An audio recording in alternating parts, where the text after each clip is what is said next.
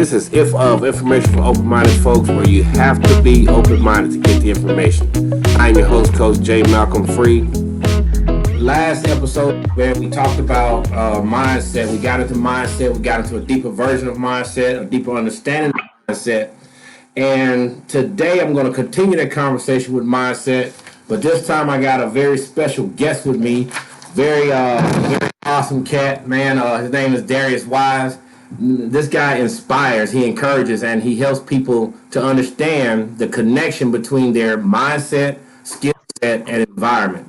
He is committed to helping people of their phenomenal minds and their conscious and can be able to consciously use it every day to achieve their goals. He's an author, he's a speaker, he's a neuro coach, optimind, right? Revolutionary truths, right? Adaptable tools that you can use every day to help you get your life together, get your mind together, get your body together, right? He gives you the stuff that you need to move forward in life, right? He's been on television, he's been on multiple social media platforms, he's been on radio. The guy has been there, done that, and he wrote a book about it, man. So we're gonna get into it, man. What's up, Miss Darius Wise?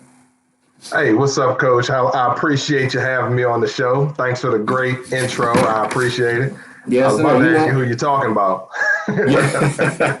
You know I'm trying to get them optimizers on here, man. Yeah. So I'm gonna be quiet a little bit. I gave you a little intro. I'm gonna let you tell the people about yourself. Let you introduce yourself to the people. Well, you pretty much summed it up for the most part. But again, my name is Darius. I go by the Professor Wise. Just a average the guy next door who just realized that there were some gifts that I had that I uncovered, and I really did some deep dives to really get to a point where I understood and I started to learn how the things that I was thinking was impacting the results that I was getting in life. And that didn't come, though, until I really went through some things and started to figure out, well, why am I going through a lot of these situations that I'm going through? So after that, I really took time to dig deep and just understand. And early on in my mid-20s, I discovered this whole concept of mindset. And I started a business, and I had really one of my first mentors outside of my parents or something that really taught me about my thinking and what I was thinking, and really showed me how that was making an impact on the results that I was getting in life. So I've just been running this journey and trying to learn and absorb as much as I can, and then teach what I've learned. Right. You and we got connected through a course, actually, the Optimize course, neuro coaching course. That was for me, that was a really awakening experience for me, man. And so, how did you feel about when you was actually going through the course? Was it eye-opening? Was it, what was it for you?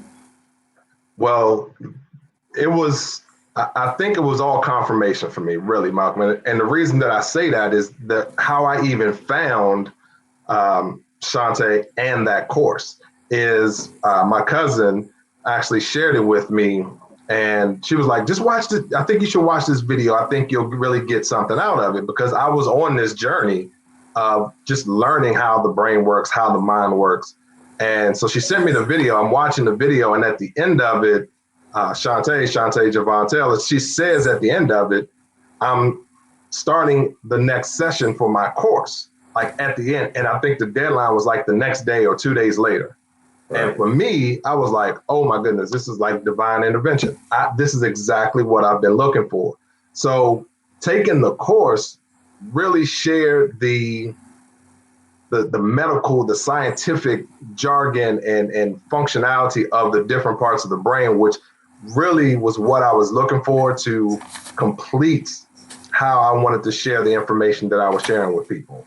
So it was definitely eye-opening. I learned so much from that course, what they shared, and it was just what I needed at that time. And I just believe that when you put out into the universe what it is that you want, it will send you what you need when you need it.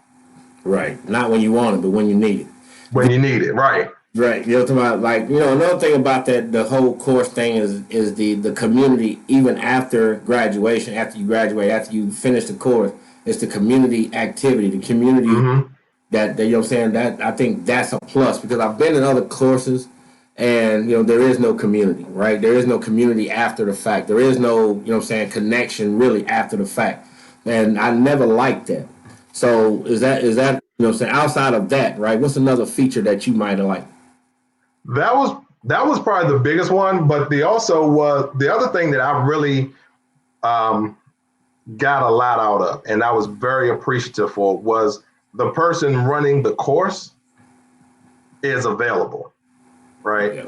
She was approachable, she was available, she was still communicating with, like you said, in this community that we created, that we become a part of, she was still engaging on a regular basis with this community. And yeah, that was the biggest thing for me. And it's so I was so moved and touched and really inspired by her that I actually asked her, Shantae, to actually write the foreword to my book.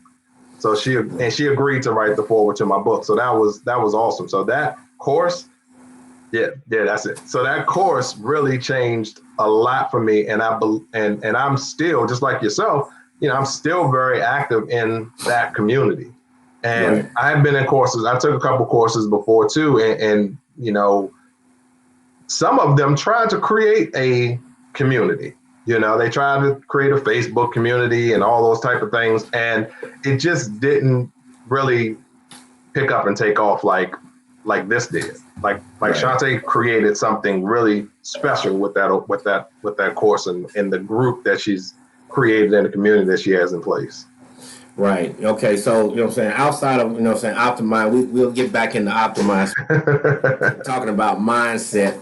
But let's talk about you for a minute. Talk about, you know what I'm saying, you know, you are a neuro life coach. You're not just a life coach, you are a neuro life coach. What exactly does that mean for people that don't know? Well, I look at it being a neuro coach is just I like to talk about the neuroscience when I speak to people about mindset. So I want to talk about how the brain actually works and what are the functionalities that our brain has that play a part in what we're doing. Because most people don't understand how the brain actually works. And in turn, they're doing things, they're eating things, the things that they're saying are having an impact. And I believe that if we understood the process a little bit better, then we would be at a better point of understanding how we can change some of the things in life that we want to change. Right. So when you go ahead. No, go ahead.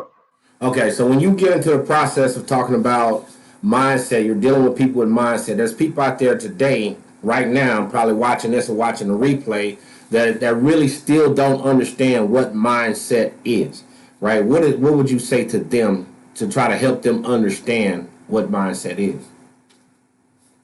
To me, mindset is everything that you are. That's how I explain it to most people. When I speak about that, you know, mindset is everything that you are. It's the thoughts that you have. It's the emotions that you frequently display. It's the behavior. All of those things make up your mindset.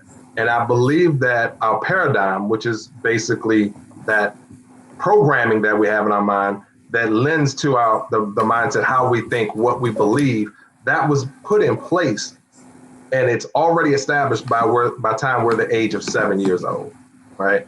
And the mindset that we have is, how do you look at certain situations and events that happen in your life? How do you respond to those things? You know, what are the conversations that you're having with yourself? All of that makes up the mindset of who we are, because that thinking, that thought process that we have is going to directly correlate with the behaviors and actions that we take, which then give us the results that we have in our life. Okay, so you said that mindset, you know, you're basically everything that you are. Mm-hmm. So be everything that you are not. Well, what does that mean? You know, you gotta ask yourself, what are we not? See, Right. when I hear when you say what are you not, what I hear is all the things that I wish I was. So it's not that you're not something, right? That's part of the programming I think that we need to really work on and change. When you say what am I not, I'm saying that I thought I should have been this, but I'm not that. Right. So I don't even focus on what I'm not. I know what I am, who I am, and that's all I focus on. And if we took that time to put more attention and energy into who we are and discovering who we are, then that part doesn't even matter. It's irrelevant, really, at the end of the day. Right. That was kind of like a little. That was kind of like a. That was like. That was just like a little something. Let me see what he say. But you know what I'm saying? Because a lot of people are always looking at things and saying, you know what I'm saying? Well, I'm not rich. I'm not famous. I'm not, skinny. I'm not this. I'm not that. Right. And it's a form of mind. It's your mindset. Your mind is set up to think that way. And you know what I'm saying? When you said, start, you got to start focusing at what you are, right? And basically start focusing on what you want. Don't worry about what you're not because you're not. So don't worry about it, right? So you just got to focus on what you're doing. And I just threw that out there to see how you going. But you made a good point but you made a good point when you said that people are, again, it goes back to the conversations that you're having with yourself, right? So you say people say I'm not rich and I'm not this and I'm not that and I'm not. What they're doing unconsciously is they're programming their mind. Yeah. They're programming themselves to believe that that is true. So the more you say it, the deeper the grooves in your brain get, right? So now when you come back later and try to say, so let me give you an example. The book, I had the book idea 20 years ago, over 20 years ago, right? So I had the book idea, the title and everything. And for 20 years, I could not write that book. All I could write was a few uninspiring paragraphs. That was it. Right. But the problem, what I realized the problem was I kept telling myself that I couldn't write a book. I kept telling myself that I wasn't somebody who should be able to write a book and have a book and who's going to publish it and, who's going to buy it? Is anybody going to read it? So these were all the things that I was saying to myself. So for 20 years, I was programming myself to believe that I could not write a book. Right. It wasn't that I wasn't really capable of it.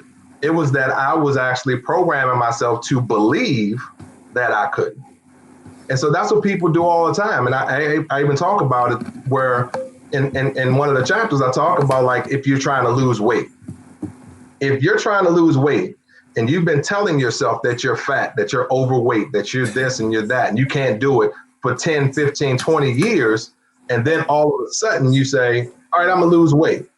And that's it. That's all you do. And you go on a diet or two or whatever. You may lose some weight, but until you reprogram your unconscious mind to believe that that's who you are, you're gonna gain all that weight back. Right. So I had to reprogram my unconscious mind by continuously telling myself that I can write a book. I am an author. And I had to say it in the affirmative and I had to say it in future tense like it already happened. And once I started to do that, things started to open up. I started to see things a little differently. And that's when the book actually started to come into fruition. And now I can sit and, I have the book, people have it, people are buying it, you can read it, I can hold it in my hands.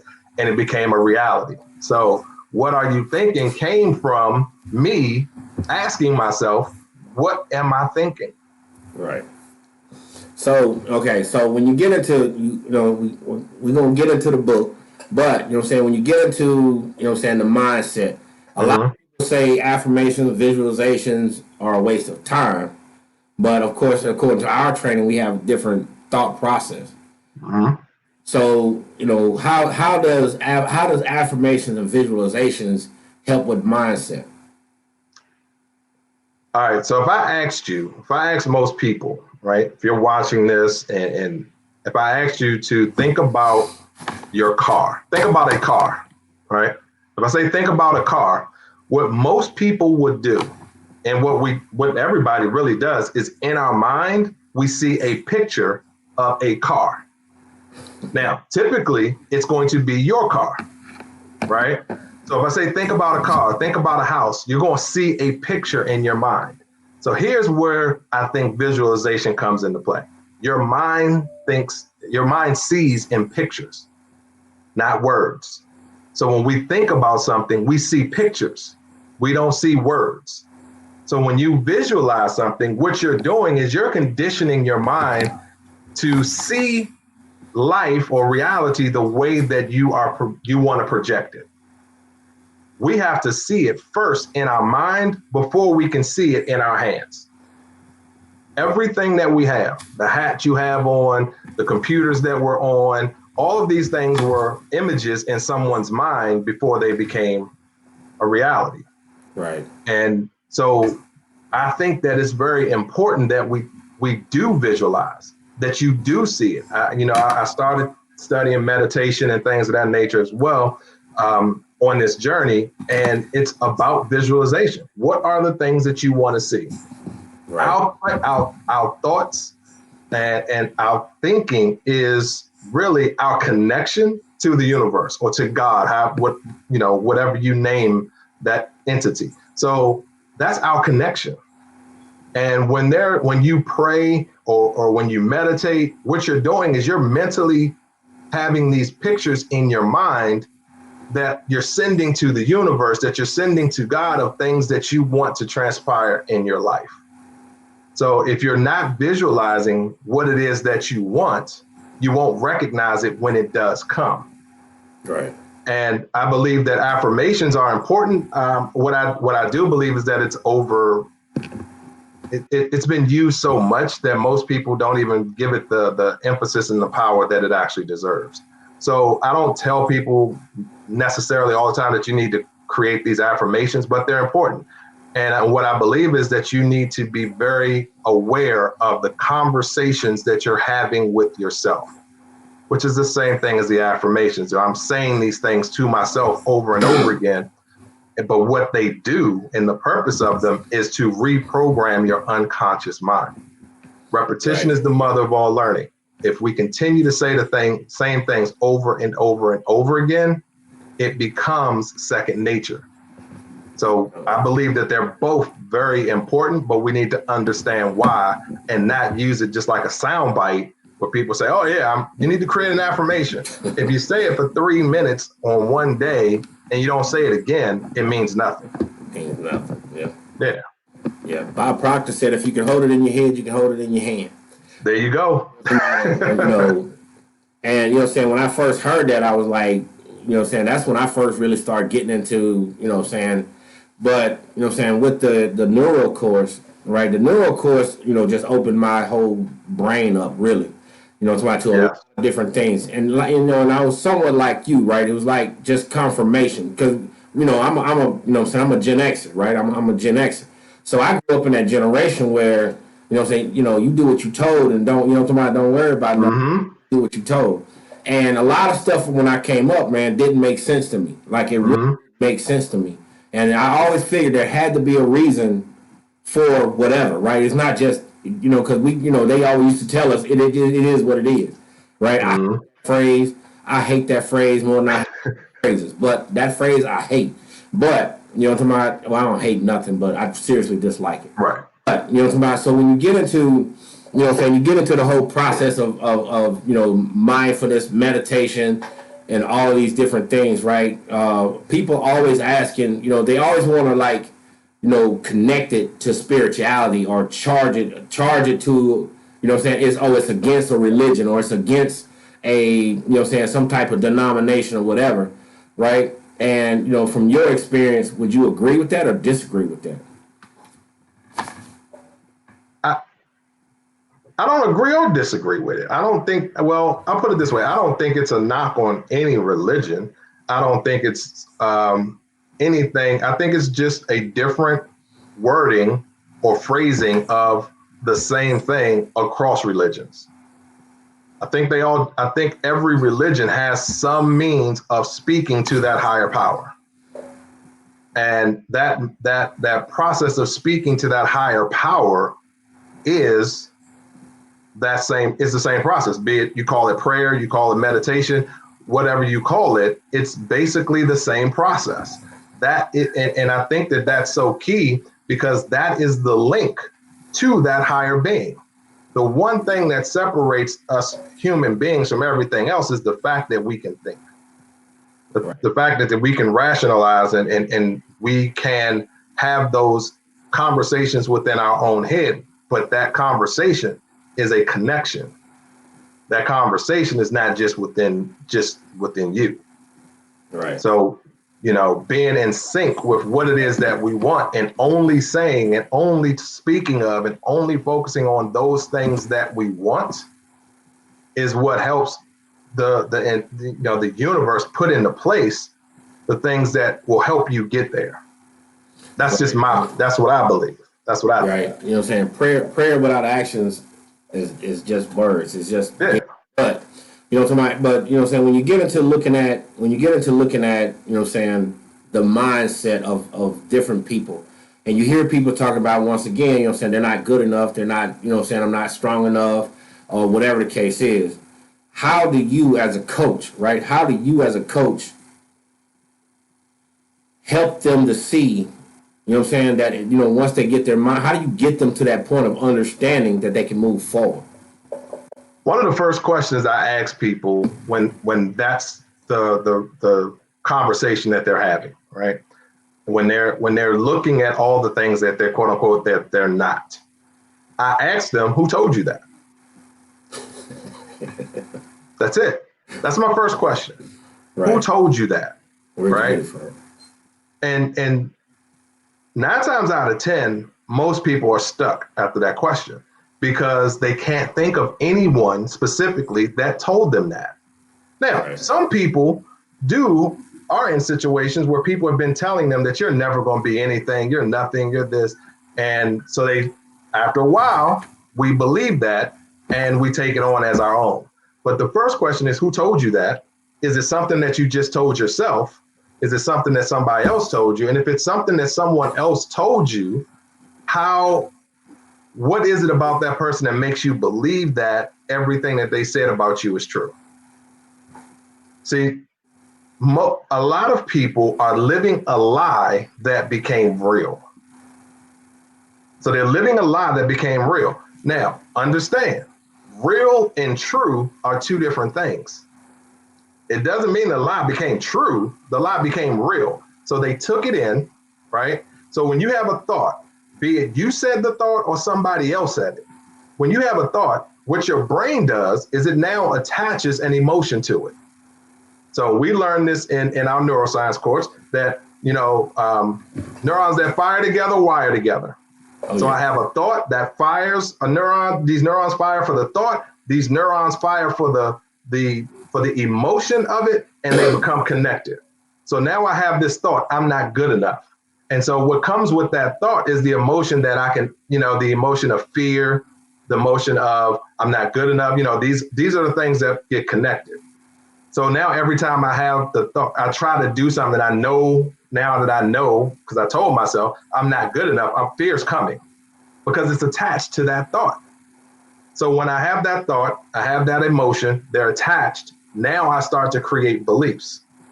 So I explain that to them. So whoever told them whatever it is that they believe, be it they told themselves, they got it off of, TV, the news, social media, their parents, grandparents, whoever, we gotta make new connections, mental connections, right? But they have to understand that the reason that you feel that way is because you had a thought, you attached that thought to an emotion, and now when those 2 combine, now you started creating beliefs. The beliefs that we have are the reason why we take the actions that we take. We do what we do because this is what I believe. I believe that I could write a book. So the actions that I took was I wrote a book. I believe that I can't lose weight. So the actions that I take is that I binge on food and I get bigger or I gain more weight. That makes sense? So whatever those beliefs are, we're going to take actions that correspond to those beliefs. Right. And we got to become aware and conscious of that. Once we become conscious of those things, now we can turn and actually make a change. We can pivot off of that and now start to change the things that we're saying, to change the results that we're getting. So you mean to tell me, if I focus my thoughts on the things that I desire, if I focus my thoughts and my emotions towards the things that I desire in life, that mean you mean I can have them? That means that you will start moving in that direction to obtaining them. Right. Right. Because you know what I'm saying, because if you don't have the thought process and you don't have the you know what I'm saying, the emotions behind it, then you'll never get the willpower to do the how to make things happen. Right. So, you know what I'm talking about? So all right, so we talked about mindset, we talked about you a little bit, we talked about Optimize for a little bit. Let's get into this book a little bit, man. And all right. So so you know, so I got the book, you know what I'm saying, just being the supportive guy that I am, right? And I appreciate that, brother. Yeah. That's what we gotta do, man. We gotta support each other, man. I mean, one book is not gonna break me. You see what I'm saying? So I appreciate it. Help each other out. But anyway, we got the book, man. I started reading the book, and you know, talking about, like, you know, I think we talked about this before, and you was talking about, you know what I'm saying, for 20 years, you was like, I can't get this book written. I don't know what's happening. And you know what I'm saying, you went over there and you went complaining. You know, I don't know how to start making this up.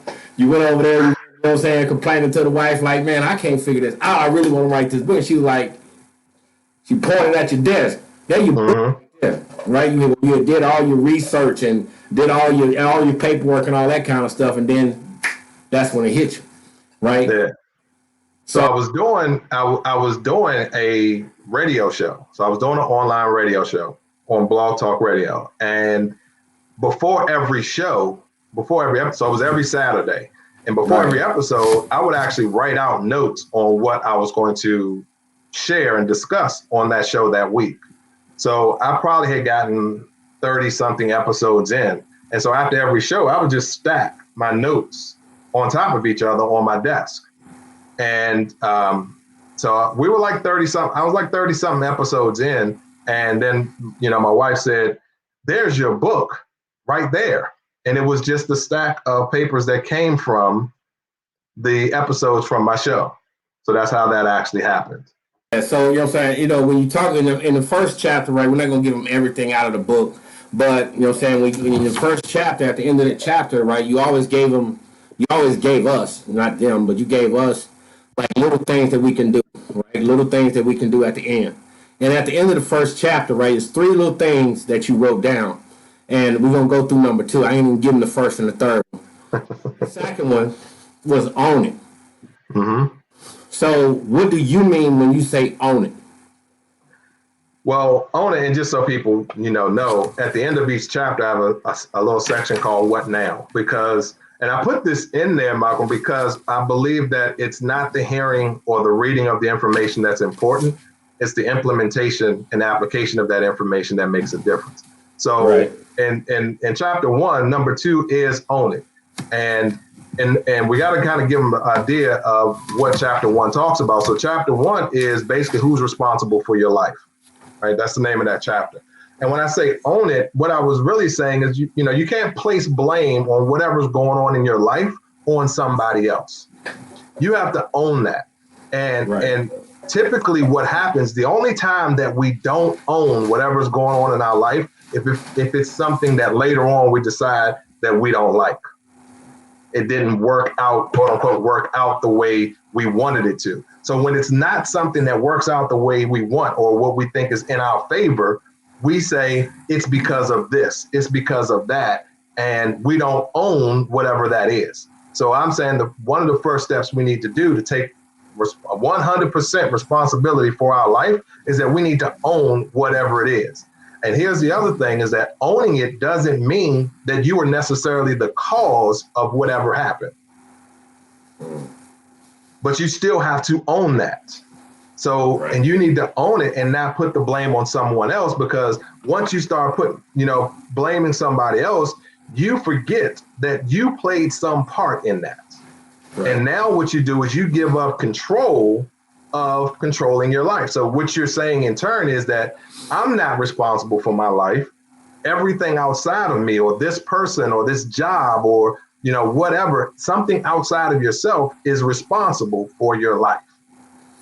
Right. So, what I'm saying, and I think that's a valid point, because once you take ownership of the things that's going on in your life, right now you can try to figure it out. You can try to figure things out. But as long as you putting that blame on other people, other situations, right? Like as a coach, I have that issue a lot, because they still want to hold back and they want to blame, something that happened 10 years ago, something that happened 2 years ago, as to why they, when they was 18, 19, but here they are almost 50, and they're still holding on to that, and why they can't move forward, or why they can't, why they can't. So I think taking ownership of it is important. But it also, taking ownership of it also does a lot with the process, your mental process, of how to move forward, right? Just you start that process at least on moving forward, because you're not blaming everybody else. I thought that was very key. Now, also, right, we're not gonna do that to do without. But anyway, you talk about in your book, right? You talk about a variety of subjects, right? You talk about, like, and I like, I'm gonna be honest, right? And I'm not just saying this because you're an optiminder, right? I'm saying this because I like the fact that you give them a story, you make it relatable, and then you give them like easy stuff that they can do to start their own process, right? At least the educational process, or feeding the mind so the brain can act, react, and respond in a different way. But and I really like that, because I've read a lot of books, and a lot of books I can't finish. I try to finish, I can't. Right? You know what I'm saying? Simply because, there's no, it's like, there's no contingency plan. It's just blah, blah, blah, me. Right. And them kind of books bug me, man. I can't stand them kind of books. But when I got your book, man, I started reading the book, and how you wrote it out, and how you included, your life story to get the point across. Things that, like, when you like to deal with your son, right? In there, you talked about it, and you explained to it what happened. Then you gave the outcome. See, that's the kind of book I like to read. I don't like to read the book where it's me, my, I. Right? They sounded like Lenny. They sounded like Lenny Williams. You know what I'm saying? I can't stand that. But, what I'm saying? And the way you wrote the book is like one thing led to the next, to the next, to the next. It wasn't like all over the place. It's like you can tell that you skillfully, you skillfully walked this through. You know what I'm talking about? And Thank you, bro. Appreciate that. As an author, I'm not an author, but, by, being a reader, I appreciate that, because, I didn't have to keep jumping back and forth. Right. I also like the fact that if you have a specific point in your life, right? You got a specific point, and you're trying to figure out a specific thing. You can go straight to that thing, right, and get some actionable, stuff to do to help you in that process. I wouldn't suggest that, though, right? And it's just me talking. My suggestion would be start the book at the beginning and walk through, just go down through the book, right? You know what I'm saying? I know I'm doing a lot of talking, but I'm just excited. That's all right. So, man. But, so, what I'm saying? Reading that book, I'm gonna be honest, right? Reading that book, my neurons was like, pow, pow, pow, pow, pow. You know what I'm talking about? Like, I'm thinking about different things, like, oh. You know what I'm talking about? Like, sometimes, like me reading that book was like, okay, I thought I was by myself in this. You know what I'm talking about? I thought I'm thinking like this. But, I should have known better. You feel what I'm saying? I should have known better. But no, those are good points. And let me just kind of add this to it. All of that was very intentional, right? Like, that was intentional. I wanted to write a book. First of all, I wanted to write a book that I would enjoy reading. So you're like me. I have tons of books that I started reading that I couldn't finish. And it just got to the point where it was just like, the stories were irrelevant, that they didn't make sense. I didn't know what they kind of lost me after a point in time. But there was so many things that I wanted to be able to see in a book. And those are the things that I did my best to put into this one. I added the what now section because I think it's important that regardless of where you are in your life, people are at different points when they pick up a book. And I wanted to have something that, regardless of where you were, you can start to apply the principles that's being shared. The other thing that I wanted to incorporate in the book that kind of bugged me was very long chapters. If I see a chapter and it's 25, 30 pages, I'm like, dude, I don't know. You make me so proud. I know, you see that? See, my father's watching. Thanks, Dad. I appreciate that. Oh, look, Shantae's on. Hey, Shantae. Yeah, what's going on, Coach? But so that was the purpose of that. So I'm glad that you got that out of it, Malcolm, because that's confirmation for me that my intentions and how I wrote this, and I wanted to be conversational. So I wanted you to be able to read it, and it's like me and you having a conversation right now. Yeah. And then I wanted you to be able to read it and see in your mind and start to think in your mind stories or events that happen in your life that are similar to what you were reading. So I'm glad to hear that that actually came across to you. Right. A lot of books, you know what I'm saying? You know, like I said, I read a lot of books, but you know what I'm saying? And when I read the books, I try to purposely connect it to what I already know. You know, they're teaching to what I already know. That's one of the best ways to learn. So, you know what I'm saying? Because I'm connecting a new neuron with the old neuron that's already there, right? That's already connected to all the other neurons. So they are off together. They wire together, they fire together. So, you know what I'm saying? You know what I'm saying? Like a full-fledged. Now, when you talk about your book, you know what I'm saying? When we talk about your book, I got a question about a book because I was thinking about writing a book, but I really didn't know where to start, right? So how did you get to that point? You like, you know what? You know, it's been 20 years outside of the wife saying, you know, what she said and pointing it out to you, but to actually sit there and say, you know what? I'm in here. I'm going to do this. How do you get to that? How do you get to that point? Well, for me, I started to really believe that I could first, right? I believed that I could. I believed that I had enough to say to fill a book. Okay, so that was the first thing. Hold that thought real quick. You believed. You didn't. Yeah. You didn't. No. You believed you could. I believed. Okay, that's okay. Go ahead. Yeah. So that was the first thing. I truly believed that I could write a book. And from that point, as far as just writing the content of it, I was so engrossed in what I was already doing. See, I was already doing these things that I talk about in the book. So I was already engrossed in it. So I was already speaking. I was already doing my radio show. So really what I started to focus on, what do I want to say in this particular chapter? And I just started to write without thinking about it. I was just writing down. This is one of the tips that someone told me when I was actually writing my book. They said write and editing are two separate processes. So I just pretty much dumped my brain. And then after that, I went back and started to edit, because when I first started, I was trying to do both and I was losing things that I wanted to share. So I just started to dump my brain, and then I would just dump my brain, and then I would go back and make edits later. But I didn't know what to do either. I didn't know what this process was. So I actually researched it, and I just researched, like, what does it take to write a book? And then I started. This is the key thing that I did, Malcolm. I believe that everything, for the most part, that we all want to do has already been done. So I want to write a book. There are millions of people that already wrote books. So I went to my bookshelf and pulled off a book, and I looked at it. How is this laid out? Where is the table of contents? What do they have in here? What's on that first little page when you first open the book? And I just started looking at that, and I started to take what I saw and I started to put it in my book. And then, I published the book myself. I did all that myself, and I was just researching. I researched, how do I get it printed? How do I, get the little code that's on the back? Where do you get that code from? Where does that come from? And so all those little things, right? And so I just researched it and figured out what those codes were. How do I buy them for my book? And I did some research, found those things, and I just started to implement that into my process. And then I found a company that would print the books.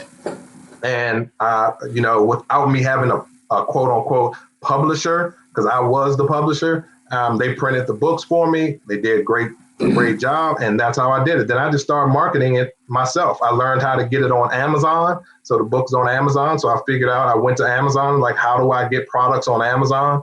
They have it all spelled out for you right there. And that's how we got on Amazon once I was done. I had two people do editing for me. Once I finished writing it, I did all the formatting. So the way the pages are lined up, the page numbers, the headers, I did all that myself because I Yeah, I actually was appreciate that. a software trainer for 20 years. So I taught how to use Microsoft Word. So I said, all right, let's use what you know. And I just figured it out. I figured it out. Right. You know what I'm saying? When I started reading the book, you know what I'm saying? Here's the thing, right? You know, I don't tell a lot. I have dyslexia. I have a form of dyslexia.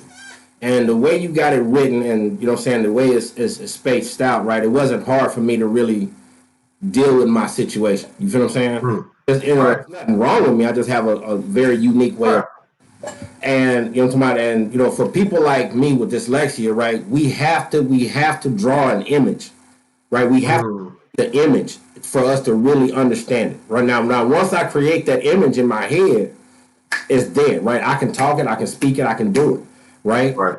But but you know, I've never been good at tests. I need that little extra time, and you know what I'm saying, to get the picture in there. So you know, as far as for me, it was a perfect book. I mean, so I haven't finished it yet, but it's a perfect book, and it helped me out a lot.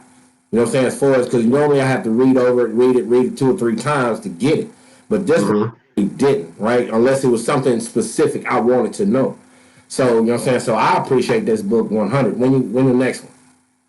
I'm actually writing the next one. Yeah, I I'm in the figured. process. I've already started. So All right, I man. kind of dropped a little hint. I dropped a little hint on what that book is too. So be on the lookout. The lie that became real. All right, So Shante Javon Taylor said that you know, writing a book is a full brain experience. yes, it is, Shante. Right. And you know what I'm saying? For those people that don't know what that means, what does that mean? I mean, you're using every part of your brain. It's everything. So you're logical about it. You're creative about it. You're emotional about it. So basically, your entire brain is active and activated when you're going through this process of writing a book. And it took everything because it was emotional. I feel that I was very creative in that process. So I'm using my prefrontal cortex. My amygdala kicked in many times, which I is was just gonna ask you that. controls I was just gonna ask you that. that controls our emotions and everything. So I will be honest with you, that process had me all over the place.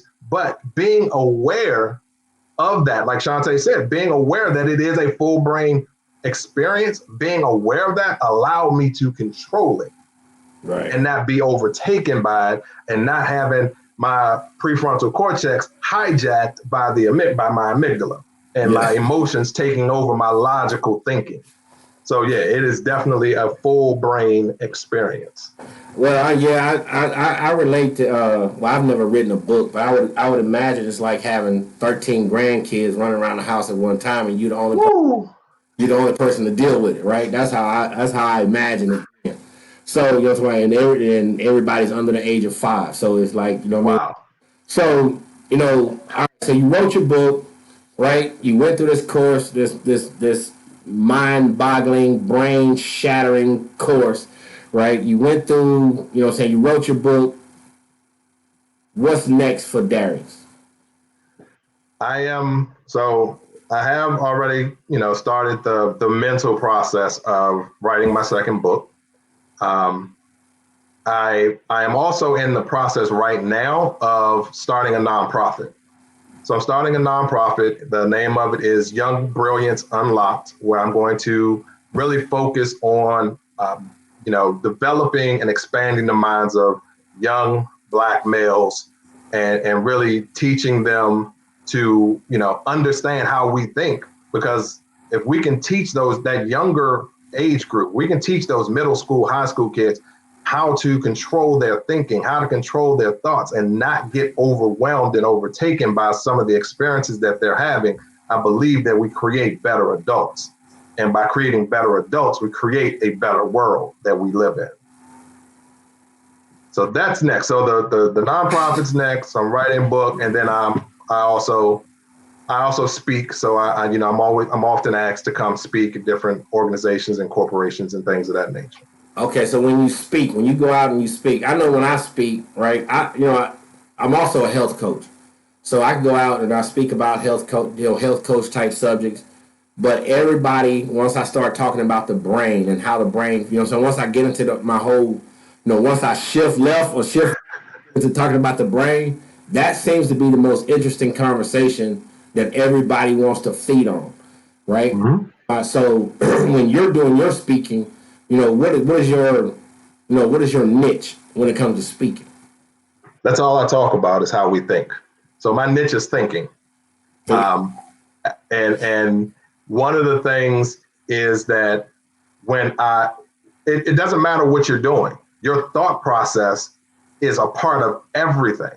So it doesn't matter if you're looking to become a doctor, if you are in college, or if you are looking to retire from your job you've been at for 30, 40 years. It doesn't matter. Everything that we do starts with a thought. right. And so what I do is I teach people and I share with people how powerful those thoughts are, how those thoughts, how you start that thought and it ends with an action or a result that has happened. And so I connect those dots for people. And I believe that whatever it is that you're trying to do, you need to read this book first, whatever it is, because this will prepare you for for everything else that you're going to do. Right. So if you are looking to, go to college or be a doctor or start a business, whatever it is that you're trying to do, you need to understand the thoughts that you're having. You need to understand the conversations that you're having with yourself. You need to understand, how did I get programmed to believe what I believe? So when I go out and speak, I speak about mindset, and I speak in corporate, I get corporate companies that come to me all the time to ask me to come speak and things like that, which are not businesses that, these are companies that have employees, but they want their employees to be productive, and they want their employees and, to be able to be authentic in what they're doing and in their work. And the only way for us to do that is to understand who we are and understand how our thinking has an impact on that. All right, as a military guy, right, of 22 years, I retired from the military. Throughout the military, what I'm saying, you learn how to disconnect from your emotions, right? Whether you do or not, you learn how to disconnect. Especially if you go through certain situations, you got PTSD and a lot of other things. You learn to disconnect. Now, your emotions, and what I'm getting at is, if you're one of those soldiers out there that's disconnected from your emotions, do you think it'll be harder for them to achieve or to create whatever it is they want to create in life? Do you feel like because they don't know how to connect? I'm not gonna say they don't know how, right? They've been trained not to, more or less, Right. connect. Do you think that would hinder them when it comes to creating? Here's whatever it is, right? So if it's, whatever you've been trained to do, I think the key to that is, how long have you been trained to do that, right? So it is possible to reprogram your mind. It's possible to reprogram your brain. So, we have this neuroplasticity. So that whole, you can't teach an old dog new tricks, is not really true. We have to. It's a lie. It's a lie.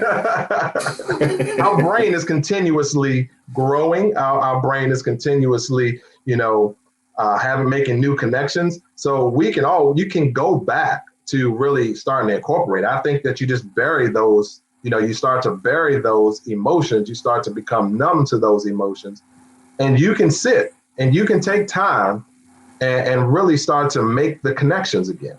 You can reconnect those things, but it's just a matter of, you got to understand. And the reason that I said initially, how long have you been conditioned to do that? How long have you been programmed to do that?